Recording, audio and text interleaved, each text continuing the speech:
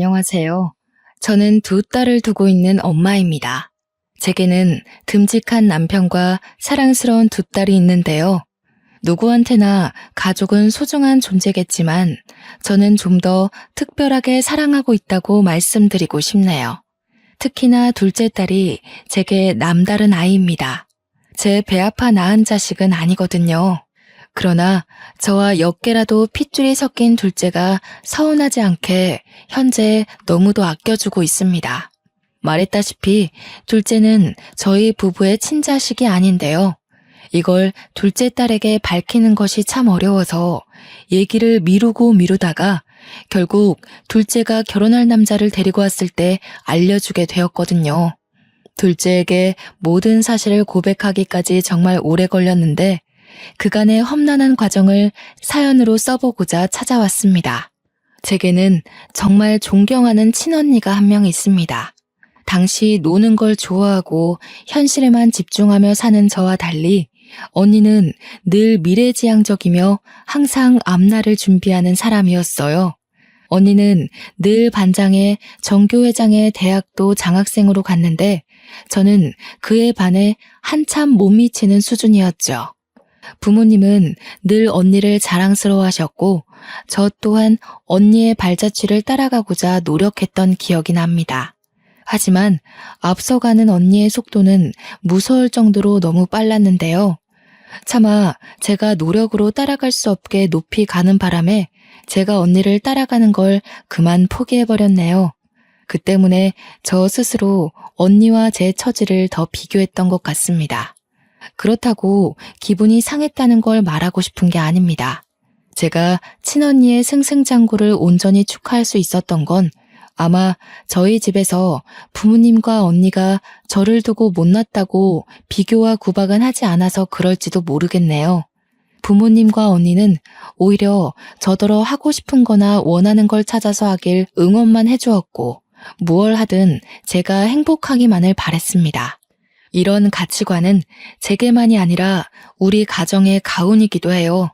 식구들이 모두 착하고 마음 좋으니까 저는 사춘기가 오지도 않았던 걸로 압니다.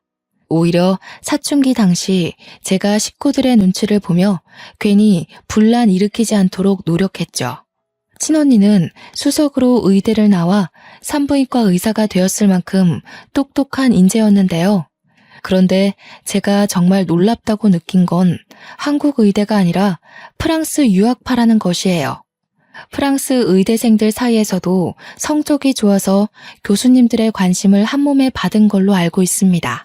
프랑스 유학을 끝내고 한국으로 돌아온 언니는 바로 국시를 친 뒤 레지던트부터 시작을 했는데 저는 이때만 해도 언니가 공부 괴물인 줄 알았어요. 공부에 임하는 자세도 저돌적인데다가 언니가 시도만 하면 패스되는 시험들이 신기하기만 했거든요. 뭐든 척척 해내버리는 언니 때문에 초반에는 의사가 생각보다 되기 쉬운 일인가도 싶었네요. 아직도 부모님 집엔 언니의 프랑스 의대 졸업증과 의사 면허증이 자랑스럽게 진열되어 있습니다. 그런 화목한 분위기에서 성적 저조한 제가 기적적으로 대학을 가게 되었는데 언니에 비해 한없이 평범하고 어쩌면 보잘것없는 결과라지만 부모님과 언니는 무엇보다 기뻐해 주었어요. 제가 붙은 대학이 명성은 낮아도 원하는 전공을 택해서 간 것이기에 잘했다고 칭찬받지 않았나 싶네요. 제 전공은 다름 아닌 식품영양학과입니다. 저도 중학생 때부터 언니를 따라 병원에서 일하는 사람이 되고 싶었지만 병원 관련 공부가 저한테 너무 안 맞더라고요. 그래서 병원에서 일할 수 있는 모든 직업을 알아보다가 영양사라는 재미있는 직업을 찾게 된 거였어요. 아마 고등학교 말미쯤부터 꿈이 병원 영양사였을 겁니다. 언젠가는 언니가 일하는 병원에서 일하는 영양사를 꿈꾸며 즐겁게 학교를 다녔습니다. 제가 대학 졸업을 앞두고 국시 준비에 들어갔을 때 언니가 결혼을 하겠다고 남자를 데려왔는데요. 언니를 많이 좋아했던 저는 그날 처음 보는 형부를 앞두고도 살면서 가장 많은 눈물을 보였습니다. 결혼식에서도 마찬가지로 제가 너무 많이 우니까 언니가 되래 자신이 울 기회가 없었다며 웃음을 보이기도 했어요. 저희 가족은 그만큼 끈끈한 정으로 묶여 있었죠. 사실 형부는 제 눈에 언니에 비해 한참 능력이 저조한 편이었습니다. 형부 직업이 당시 무슨 카페 사장이었는데요. 듣자 하니 언니가 일하게 된 병원 1층에 입점한 사장이라 했던 것 같아요. 아무래도 대학병원 입지다 보니까 매출은 좋았다고 했으나 솔직히 언니가 좀 아까웠습니다. 언니한테 얼추 형부와의 스토리를 듣자니 형부가 먼저 치근덕거렸다고 하더군요. 여의사 하나 잡으려고 그곳에 카페를 입점한 게 아닌가 생각했을 정도로 저는 이상하게 형부한테 정이 안 붙었습니다. 그보다 제게는 다른 고민이 하나 생겼는데요. 더 이상 쉽게 만날 수 없는 언니가 결혼의 길로 떠났다 보니까 저도 평소엔 생각조차 하지 않았던 결혼에 대해서 진지하게 생각해 보았어요. 제가 제일 존경하는 사람이 친언니라서 언니가 하는 건 모두 따라하고 싶은 그런 욕구가 있었나 봅니다. 언니가 결혼하고 나서부턴 저 또한 결혼이 하고 싶은 거 있죠. 그래서 결혼한 언니를 따라 저도 당시 결혼을 무척 꿈이었던 걸로 알아요. 저는 취업의 첫 시작으로 어느 호스피스 병원의 영양사로 취직을 했습니다. 확실히 학교 공부와 실전은 천차만별의 차이가 나더라고요. 사회 일원이 되었는데도 제 몸은 아직 학생 신분에서 못 벗어나고 있는 거 아니겠습니까? 언니가 한참 레지던트 일로 힘들어할 때 제 눈에는 언니가 이미 어른이고 훌륭한 의사로 보였는데 언니가 매번 의사가 될 수 있을까 하면서 고민을 많이 했거든요. 아무리 노력해도 자기가 한참 부족한 것 같다면서요. 그게 그렇게 이해가 안 되었는데 막상 제가 직장인이 되어보니까 알겠더라고요. 세상이 너무 빨리 돌아가는 것에 비해 제 마음은 아직도 앳된 시절에 멈춰 있었어요. 때문에 언니와 통화하면서 직장 고민 때문에 많이 칭얼거렸던 걸로 기억합니다. 원래는 매번 제가 먼저 전화를 거는데 한날은 언니가 먼저 전화를 걸어온 적이 있었어요. 아마 그때가 제가 잠들 시간이었던 걸로 기억하는데요. 그날 언니를 끝까지 붙잡지 못한 것이 내내 제 가슴 한켠에 후회로 남아있어요. 전화를 받았는데 언니 목소리가 어딘가 모르게 이상한 겁니다.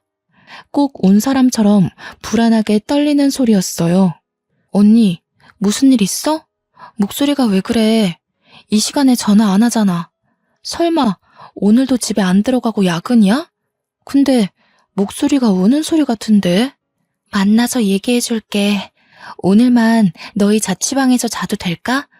허락만 해주면 나 지금 바로 출발할 생각이거든.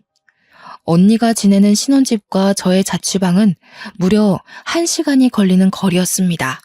당시 시간은 거의 자정을 넘길랑 말랑한 시간이었고요. 그 먼 거리를 밤길에 오라고 하는 게 맞는 건지 당장 판단이 잘 서지 않더라고요. 게다가 언니 목소리가 확실히 무슨 일 있는 목소리인데 컨디션 안 좋은 상태로 운전을 해도 되는 건지 걱정도 되었어요. 하지만 제 걱정에도 언니가 괜찮다고 하길래 결국 조심히 오라는 말과 함께 언니가 올 때까지 기다릴 수밖에 없었습니다. 그래도 한편으로는 오랜만에 언니와 같이 잘 생각을 하니까 기분 좋았어요. 전화는 자주 했지만 언니랑 얼굴 본 지는 무척 오래됐거든요. 얼마 뒤 언니가 도착했다는 연락과 함께 기쁜 마음으로 대문을 열었는데요. 그날 저는 언니의 몰골을 보고 깜짝 놀랐지 뭡니까? 언니, 얼굴이 왜 이래? 다친 거야? 누구한테 맞았어? 옷은 또 왜 이렇고? 집에서 오는 거 아니었어? 아니, 형부는 어쩌고 혼자 이렇게 나와? 집에 형부 없어? 엄마 아빠한테 나 여기서 잔다고 얘기 안 했지? 절대 말하면 안 돼. 네 형부 일 때문에 찾아온 거야. 혹시 남편이 연락 오더라도 일단은 받지 마. 알았어. 엄마 아빠한테도 당연히 말 안 했지. 시간이 늦어서 전화할 수도 없었고. 아니 그보다 도대체 무슨 일이냐니깐? 누가 이랬어? 언니는 마치 누구와 몸싸움이라도 한 것 같은 몰골이었습니다. 제가 계속 상황 설명을 재촉하자 언니가 마음을 추스르고 말해주기 시작했는데요. 이 모든 게 형부 짓이라는 거 아닙니까? 결혼한 지 반개월밖에 안 되었는데 형부가 바람을 폈다는 거 아니겠어요? 형부 입장에서 그런 적 없다고 부정하긴 했지만 언니는 형부가 몰래 상간녀랑 통화하는 걸 들었다고 했습니다. 그것 때문에 대판 싸운 적이 있었는데 그 뒤로 형부 성격이 날카로워져서 뭐만 하면 언니한테 딴지를 걸었다고 했어요. 심지어 언니가 병원에서 온 긴급 호출 때문에 남자 직원과 통화를 했는데 그걸로 바람피냐면서 몰아갔다고 하는 겁니다. 자기가 바람핀 걸 그런 식으로 언니와 자기를 동일시하면서 맞바람을 핀 걸로 만들려 했다는 거죠.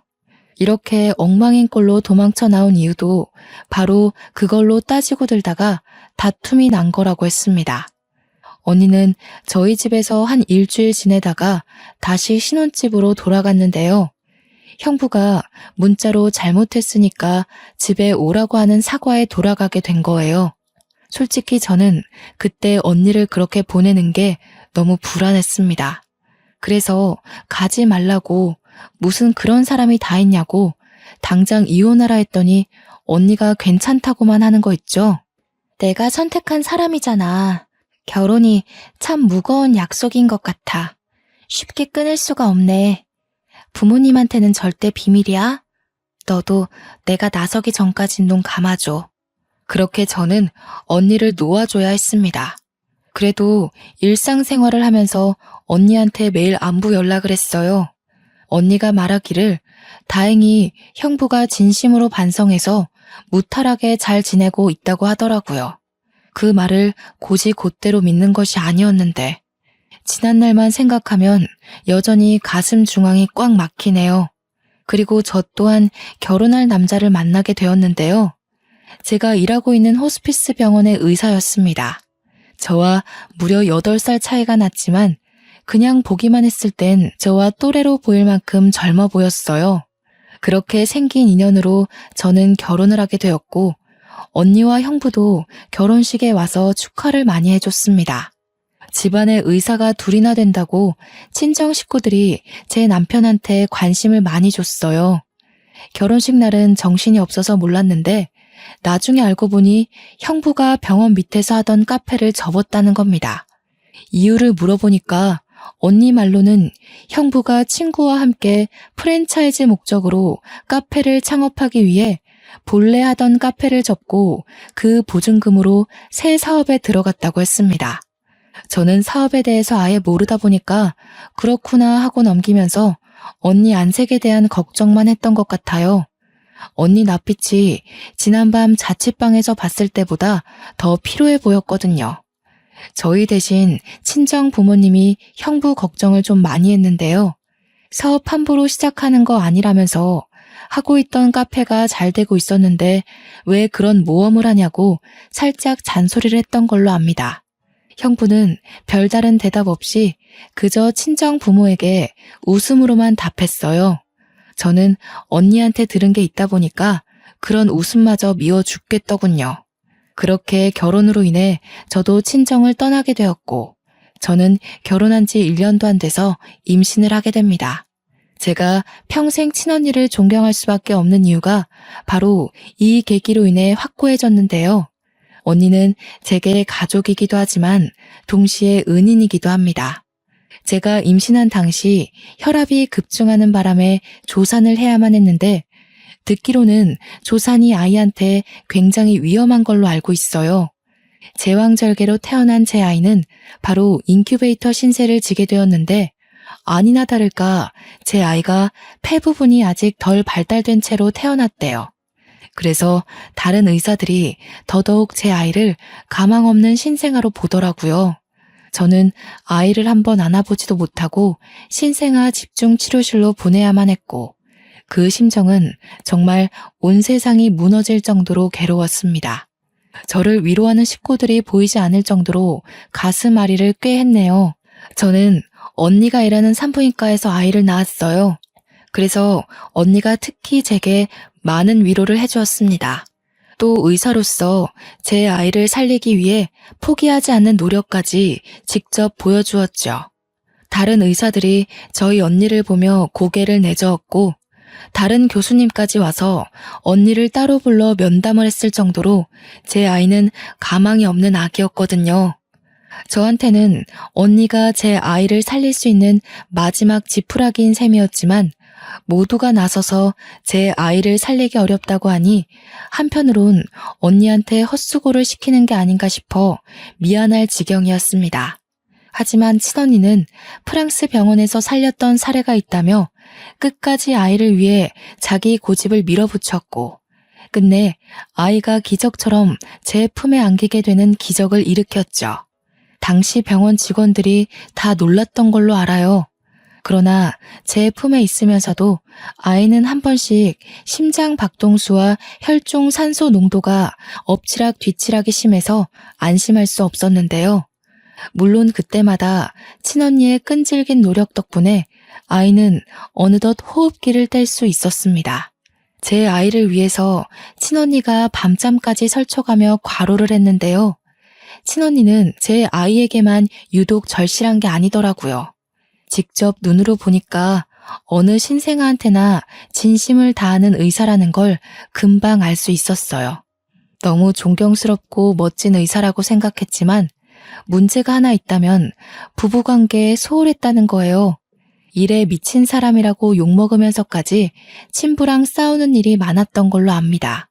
옛날에 형부가 바람펴서 죄지었던 전적은 언니의 과욕에 묻혔을 만큼 이미 지난 일이 돼버렸고 다툼을 일으키는 근본 원인이 집에 잘 안 들어오는 언니의 일욕심 때문으로 바뀌어버렸습니다. 그러다 결국 못 참은 형부가 이혼을 요구해서 둘이 갈라서게 된 걸로 알고 있어요.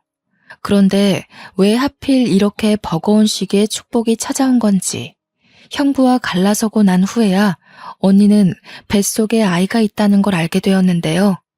너무 걱정이 되었던 건 언니는 배가 불러 티가 날 때까지도 휴직을 안 내고 일을 했어요. 그 때문에 언니 체력은 바닥날 대로 바닥이 났죠. 그래서일까요? 아이를 출산할 때쯤 급격한 컨디션 저조와 여러 가지 스트레스, 과로로 누적된 체력이 더는 버텨주지 못하고 언니가 세상을 뜨게 되었습니다. 너무 괴로웠어요. 언니가 부모님께 알리지 말라고 해서 언니의 처지를 저만이 알고 있었는데 유일하게 알고 있는 제가 언니를 위해 아무것도 해주지 못했다는 사실이 미치게 힘들었습니다. 이 상황에 가장 미웠던 건 형부라는 존재였어요. 언니가 집에서만큼이라도 마음 편히 쉴 수 있는 시간이 있었다면 그리 허망하게 죽지 않았을 거라 생각했거든요. 형부를 찾아내서 똑같이 망가뜨려 주고 싶지만 이미 이혼해버린 사이기도 했고 어디서 뭘 하는지 알 길이 없었습니다. 그렇게 언니 뱃속에서 태어난 아이는 죽어가는 언니의 심장에 마지막까지 안겨있다가 제 품으로 돌아왔습니다. 그게 바로 우리 집 보물 둘째인데요. 우리 둘째는 제가 세상에서 제일 존경하는 친언니의 딸입니다. 남편도 언니의 아이를 둘째로 받아들이는 것에 흔쾌히 동의했을 만큼 착한 사람이에요. 그렇게 저희 부부는 둘째를 얻게 되었는데 둘째가 건강하게 자라주는 것이 행복하다가도 갈수록 근심 걱정이 늘어가는 거 아니겠어요? 저희 부부한테는 둘째한테 모든 사실을 밝혀야 될 의무가 있는데 맑게 자라주는 둘째 앞에서 차마 입이 떨어지지 않는 겁니다. 그저 다음에 하다가 결국 둘째가 결혼할 남자를 데려올 때까지도 말을 못한 상태로 전전긍긍하기만 했네요. 그런데 하필 또 둘째가 데려온 남자가 둘째한테 첫 남자라는 거 아니겠습니까? 딸들의 연애 사정은 부모가 간섭할 일이 아니라고 생각해서 일부러 묻지 않았는데 첫 남자와 결혼하겠다고 덜컥 고백하는 둘째를 보고 좀 많이 당황했습니다. 엄마는 우리 딸이 잘 살았으면 좋겠어. 해프게 남자를 만나보라는 건 아니지만 그래도 첫 남자의 바로 결혼은 좀 생각해보는 게 좋을 것 같은데? 아빠도 좀 걱정이 되는구나. 우리 딸이 선택한 남자니까 그 친구가 괜찮다는 건 충분히 알겠어. 하지만 그래도 이건 좀 섣부른 점이 있지 않나 싶은데. 나도 생각 없이 결정한 거 아니야. 결혼할 사람에 대한 확신이 있어서 그래. 저희 부부는 둘째 고집에 못 이겨 결국 남자친구를 한번 데려와 보라고 했고, 그 주 주말 저와 남편은 딸 남자친구를 처음 대면했습니다. 딸 남자친구는 사람이 둥글둥글하고 웃음이 많아서 사람 자체가 나쁘지 않기는 했습니다. 그래서 당시 같이 식사하는 내내 분위기가 좋았어요. 그럼에도 불구하고 딸이 남자친구를 보내자마자 현실적인 문제 때문에 금방 한숨이 나오는 거 아니겠습니까? 엄마, 아빠, 표정이 왜 그래? 내 남자친구 마음에 안 드는 점 있었어? 솔직하게 말해주면 남자친구랑 조율해보도록 할게. 그런 건 아니야. 인상 참 좋아 보이고 모난 곳 없이 잘한 것 같더라. 그런데 딸이 결혼을 하게 되면 남자 집안에서도 우리 집 사정을 알아야 할 것 같으니까 걱정돼서 그래. 난 또 뭐라고. 우리가 못 사는 집도 아닌데 뭘 그런 걸 걱정해. 남자친구 집안에 정치하는 사람들 많은데도 나 되게 환영해주더라. 둘째 딸은 제가 경제력 때문에 걱정한다고 봤지만 차라리 그 문제였다면 일이 크게 가슴이 미어지진 않았을 겁니다. 결혼을 앞두게 되었으니 더 이상 미룰 수 없잖아요. 저와 남편은 그날 바로 둘째의 친모에 대해서 모든 걸 알려주었죠. 최대한 둘째가 상처받지 않게 조심히 말을 했습니다. 실은 내가 네 엄마가 아니라 이모야. 그동안 말 못해서 미안해. 말해야지 하면서도 엄마가 이렇게 용기가 없었다. 우리 딸 상처받게 하려고 자식으로 받아들인 게 아닌데 한솔이 너가 상처받을 게 두려워서 엄마가 너무 망설였어. 차라리 더 빨리 얘기했다면 둘째가 덜 충격이었을까요? 역시나 둘째는 저와 남편의 장황한 설명에도 이렇다 할 반응을 보이지 않았습니다.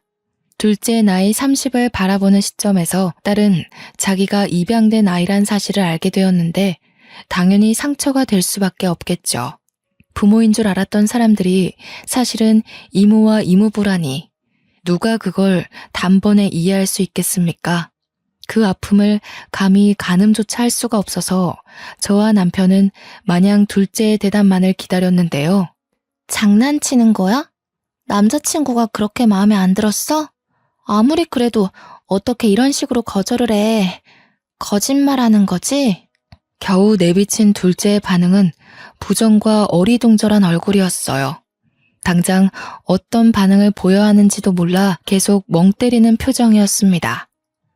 저와 남편은 이왕 밝히게 된 거 숨기는 거 없이 모두 보여주기 위해 제 친언니 사진과 샛노랗게 물들어버린 옛날 언니의 초음파 사진, 그리고 산부인과 출산 기록까지 들고 와서 둘째에게 내밀었습니다. 둘째를 저희 부부 호적에 올린 확인서까지 모두 빠짐없이요. 한솔이 친엄마는 정말 훌륭한 산부인과 의사였어. 프랑스 가서 유학 생활도 했을 만큼 유능했거든. 우리 한솔이가 그렇게 대단한 엄마한테서 태어난 거야. 너무 늦게 알려줘서 미안해. 그동안은 엄마가 너무 겁을 먹었던 것 같아. 그래서? 이걸 말해주는 이유가 뭔데? 나 엄마 아빠 딸 아니니까 그만 떠나라는 거야? 결혼까지만 부모님 노릇해줄 테니 나더러 세상에도 없는 친엄마한테 가라고?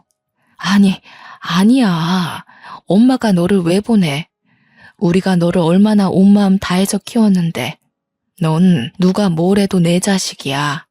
그건 엄마가 이 사실을 밝혔다고 해서 달라지는 건 없어. 그럼 왜 갑자기 이걸 말해줘? 차라리 끝까지 모르게 하지. 어쩔 수 없이 알게 될 때까지 모르고 살게 하지. 왜 이제 와서 알려줘? 나 무섭게 왜 이래? 혹시라도 결혼하고 난 뒤 이 사실이 밝혀지면 남자 쪽에서 사기 결혼으로 걸고 넘어질까봐 더 이상 미룰 수가 없겠더라고. 엄마 아빠가 너무 이기적이었어. 미안하다 딸아. 유치원 때 이후로 한 번도 둘째가 겁에 질려 우는 걸 본 적이 없는데 얘기가 다 끝나고 나니까 둘째가 어쩔 줄 몰라 하며 눈물을 보이더라고요. 그 모습을 보니 너무 가슴이 아파서 말없이 둘째를 안아줬습니다. 그리고 저와 남편은 연차를 내고 둘째를 데리고서 친언니가 안치되어 있는 납골당을 찾아갔어요. 그 안에는 우리 둘째와 똑 닮은 친언니가 웃고 있는 사진이 있었고, 그 옆으로 둘째의 어릴 적 사진부터 교복 시절과 대학을 졸업한 사진까지 놓여 있었습니다. 자식을 보고 싶어 할 언니의 마음을 조금이나마 위로하기 위해서 제가 마련해 둔 건데요. 옛날부터 유독 둘째 사진을 많이 찍어둔 이유가 다 언니에게 바치기 위해서였죠. 언니, 내가 한솔이한테 너무 늦게 말해서 이제야 데려왔어. 미안해. 우리 한솔이 너무 예쁘게 자라줬지? 누굴 닮았는지 손재주가 얼마나 섬세한지 몰라. 언니가 직접 우리 한솔이 손도 잡아보고 해야 되는데 더 잘 키우지 못해서 항상 미안해. 너무 보고 싶다, 언니야. 제가 언니 앞에서 결국 눈물을 보였는데 그때까지도 둘째는 실감하지 못하는 얼굴이었습니다. 아마 사실을 안 지 이틀 만에 이 모든 걸 감당하기엔 벅찼던 것 같아요. 저는 둘째에게 주려고 그간 차마 주인 손에 쥐어주지 못했던 돌반지를 건넸어요. 네 엄마가 너 가졌을 때 얼마나 기뻐했는지 아니?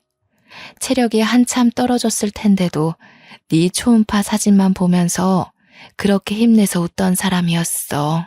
반지도 너 돌되면 줄 거라고 태어나기도 전에 사놓은 건데 네 손에 한번 쥐어주지도 못하고 저렇게 외롭게 가버렸다. 둘째는 손에 쥔 그 반지 때문에 사실을 조금씩 현실을 받아들이는 듯 했습니다. 그러더니 둘째도 그 반지를 보고 결국 영문 모를 눈물을 흘리더군요. 친언니 유구람 앞에서 처음으로 남과 같은 친모에게 엄마라고 부르는 둘째의 모습을 보니 제가 언니의 자식을 이제야 데려온 것이 한없이 후회가 되지 뭡니까? 언니가 이 순간을 얼마나 기다렸을까 싶더라고요. 언니한테 너무 미안했고 또 딸에게도 진짜 엄마에게 엄마라고 부를 수 있는 기회를 늦추게 만든 것 같아 죄스럽기만 했네요. 납골당을 다녀온 이후 저와 남편은 둘째가 우리를 원망한다고 하더라도 다 감수할 생각이었습니다. 저희에게 느낀 배신 때문에 호적에서 빼달라고 울분을 토해도 둘째가 원하는 대로 모든 걸 해줄 생각이었어요. 그러나 며칠 뒤 둘째가 저와 남편에게 하는 말을 듣고 내내 졸이고 있던 마음에 긴장이 탁 풀렸는데요. 둘째는 저와 남편을 전혀 원망하지 않았어요. 친자식도 아닌데 자식처럼 사랑으로 키워줬다고 오히려 고마움을 표현했죠. 제가 밝힌 모든 사실이 그동안 받은 사랑에 대해 반감을 일으킬 만한 문제는 아니라고 하면서 자기를 버리지 말아달라고 하더라고요. 엄마가 어떻게 너를 버리니? 그런 일은 생각해 본 적도 없고 있을 수도 없는 일이야. 내 품에 널 안은 순간부터 넌 내 자식이었어. 오히려 우리가 고맙다. 엄마 아빠를 받아들여줘서 너무 고마워. 집에 돌아와서 둘째가 좋아하는 밥상을 차려주며 훨씬 더 애틋한 시간을 보내었습니다. 첫째 또한 집안에 있었던 사실을 알고서 직장에 반차를 내고 지방에서 올라왔어요. 첫째는 둘째가 친동생이 아니라는 거 진작 알고 있었거든요. 첫째 나이가 초등학교 입학을 앞뒀을 때 둘째를 호적에 올렸으니까 저희 부부는 첫째가 이해할 수 있도록 설명할 시간을 많이 가졌었어요. 오랜만에 집에 돌아온 첫째는 바로 둘째를 찾았는데요. 둘째를 보자마자 따뜻하게 안아주는 거 아니겠습니까? 단 한순간도 너를 사촌으로 생각한 적 없어. 넌 처음부터 내 친동생이었고 앞으로도 나한테 하나밖에 없는 소중한 친동생이야. 그러니까 너 딴 생각하면 안 돼. 알겠지? 둘째는 첫째의 진심에 또 한 번 눈물을 흘렸습니다. 원래도 가족이었지만 우리는 한 번 더 가족의 정을 단단히 할 수 있는 시간이 되었어요. 둘째는 한동안 마음을 추스르느라 남자친구와의 만남도 미뤘는데요. 그러다 남자친구에게 자신의 사정을 고백했다고 했고 그 뒤로 저희 딸과 상견례 날짜를 조정했습니다.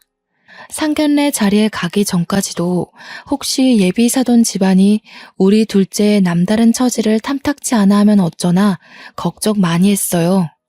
그런데 제가 걱정했던 부분이 무용지물이었을 정도로 정말 어처구니 없는 상황을 직면하게 되었는데요. 먼저 와 있는 사돈 식구들을 보고 저는 자리에 앉지도 못한 채 놀랐지 뭡니까. 제가 아주 잘 아는 사람 한 명이 사돈 쪽 좌석에 앉아 있는 겁니다. 그 사람도 저를 알아보고 눈알이 동그랗게 커지더라고요. 저처럼 마찬가지로 시선을 떼지 못하고 있던 그 사람은 다름 아닌 형부였습니다. 형부가 어떻게 여기에 있어요? 설마 제 딸 남자친구 아빠는 사람이 형부인 거예요? 어떻게 이럴 수가.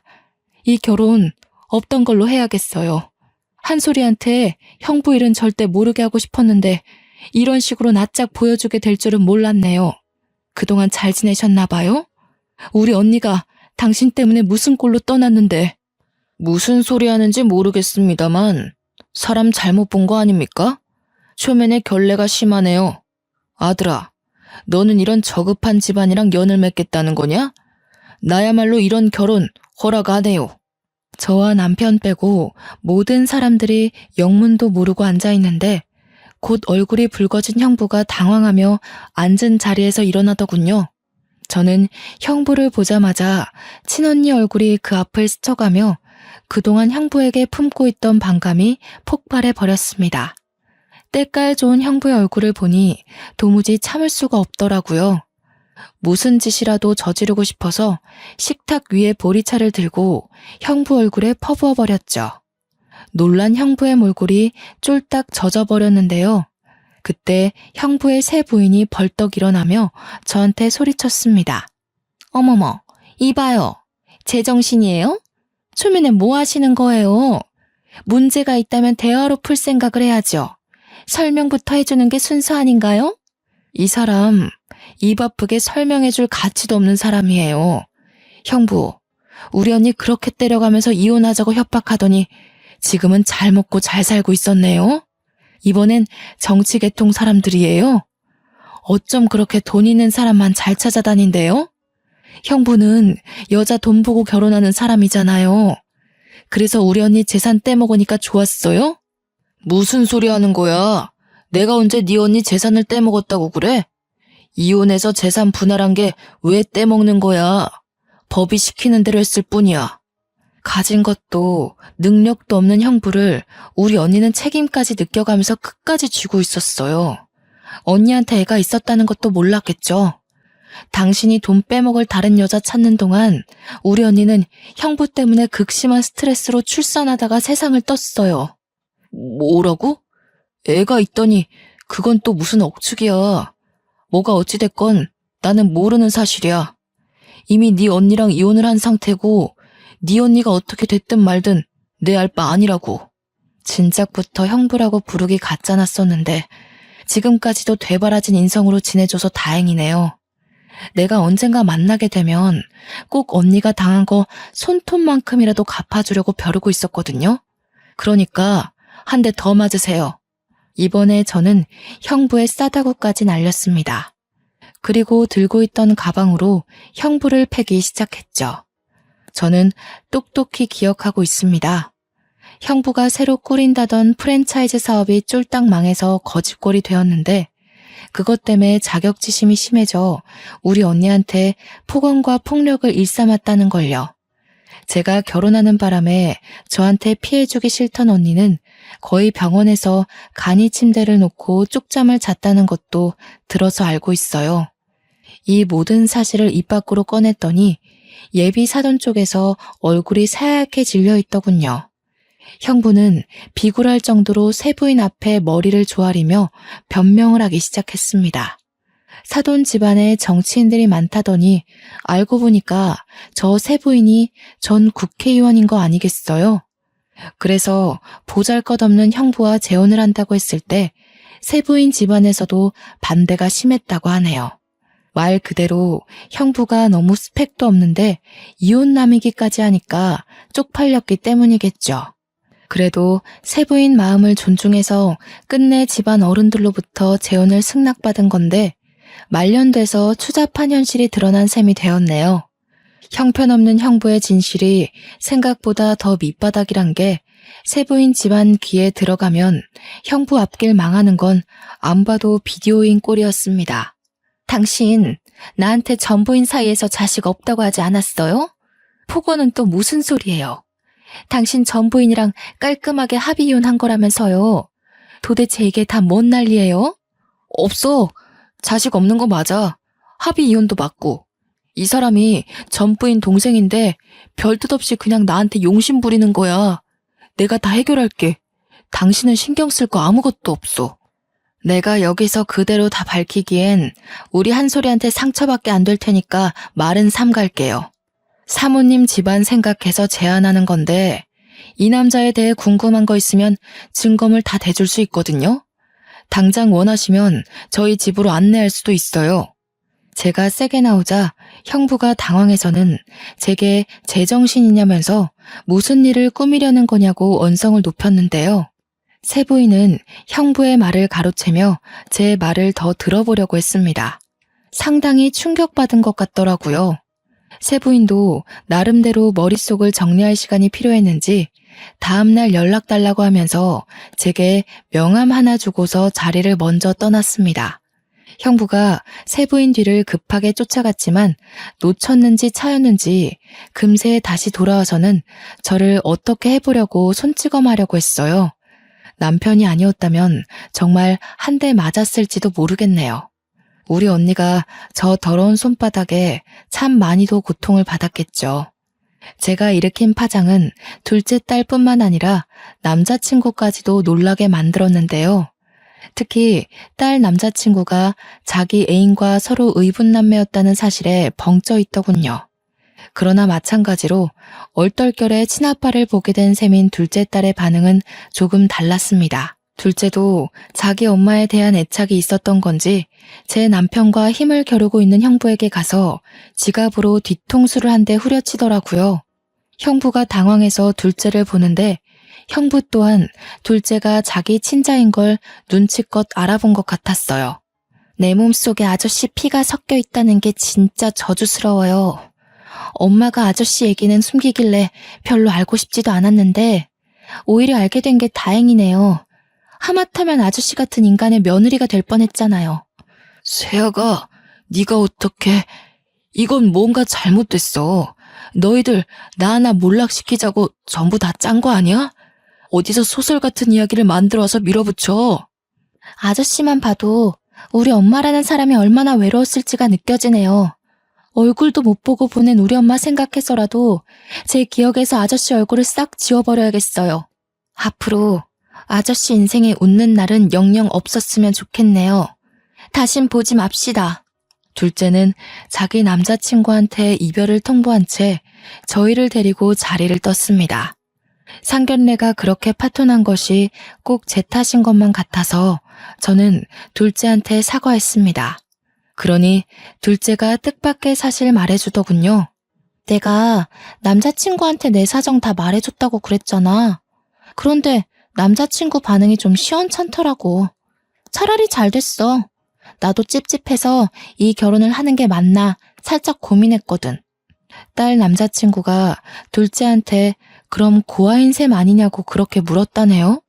사람은 한마디 두마디 뱉는 게 결국 그 사람 인성이라고 아마 그 발언이 딸 남자친구의 본색이 아니었을까 싶어요. 사실 누구나 좋은 사람인 척, 너그러운 척 연기하는 건 쉽잖아요. 저는 다음날 연락을 달라고 했던 형부의 세부인에게 고민하다가 문자를 넣었습니다. 세부인은 집에 돌아온 형부와 한바탕 다툼을 벌인 것 같더라고요. 정말로 제게 증거물을 다 요구했어요.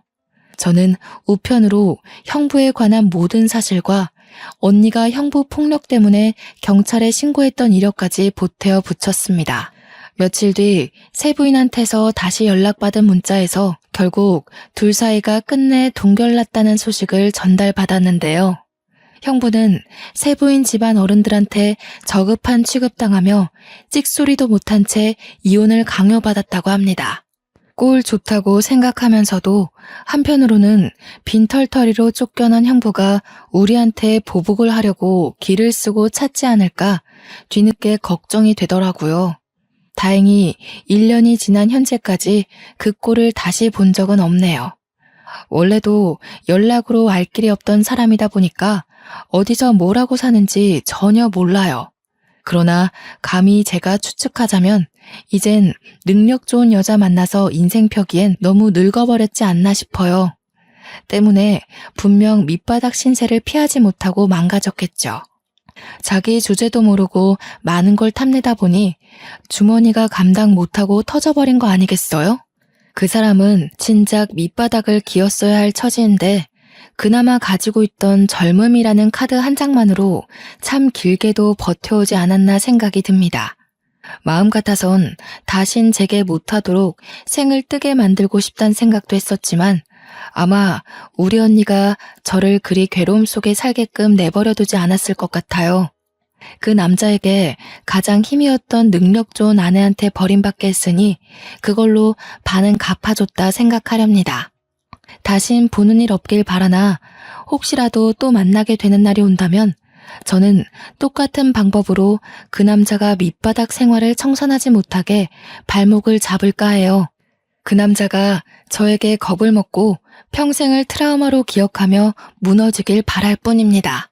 세상이 좁다는 게 저한테도 해당되는 일인 줄은 몰랐는데 아무래도 언니가 이러한 자리를 만들어준 게 아닌가 싶어요. 언니가 저를 통해 형부한테 복수를 하고 싶었는지도 모르죠. 그럴 거라 생각하고 저도 그 남자를 그렇게 망쳐놓았던 것도 있었네요. 평생을 남의 인생 망쳐보는 짓 같은 건 해볼 엄두도 못 내던 제가 반은 미쳐서 그 남자에게 보복했던 것 같은데요. 지나서 생각해보니 그 순간이 참 두려운 상황이었던 거 있죠. 그래도 큰일을 해결해버렸다 보니까 저희 가족에겐 더 없는 평화가 찾아왔습니다. 첫째는 지방 생활을 하고 있지만 둘째는 결혼이 파토나는 바람에 여전히 집에서 직장을 다니고 있거든요. 일부러 결혼을 망치려던 건 아니었지만 이대로 둘째와 함께 조금 더 사랑할 수 있는 시간이 늘었으면 좋겠다는 생각이 드네요. 최대한 나쁜 짓을 안 하고 살아가려 했는데 제 손으로 누군가의 인생을 망쳐버렸다 보니 가끔씩은 참 죄책감이 들 때가 있어요. 이 감정은 상대가 원수건 말건 상관이 없는 기분인 것 같아요. 그때마다 착한 제 남편이 곁에서 위로해주지만 그럼에도 이렇게 한 번씩 올라오는 감정들이 있네요.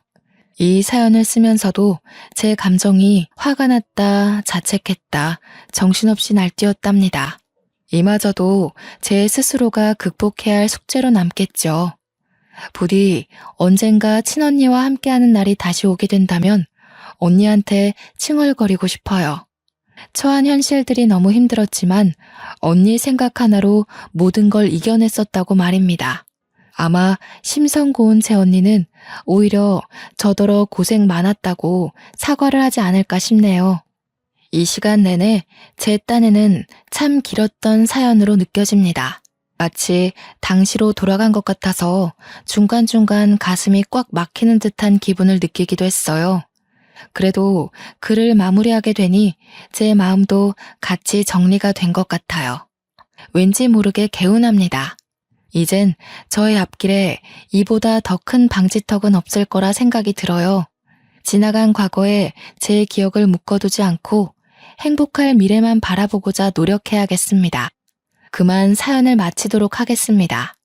감상해주신 분들 모두 행복하길 기원할게요.